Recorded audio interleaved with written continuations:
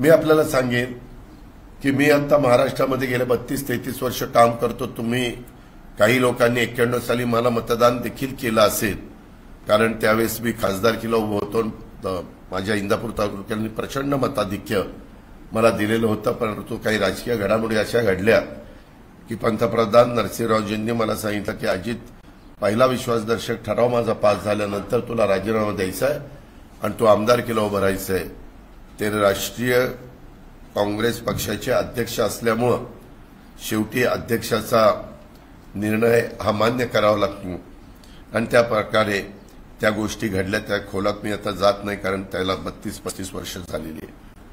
पण मला या संदर्भामध्ये एवढंच सांगायचं आहे की मी बारामती गेले अनेक वर्ष काम करत असताना खूप काही सुधारणा, खूप काही विकास, सर्वांगीण विकास ह्या गोष्टी केलेल्या आहेत। हे त्रिवार सत्य आहे। माझी करण्याची धमक आहे, माझी करण्याची ताकद आहे। मी विकास कामं करणारा माणूस आहे।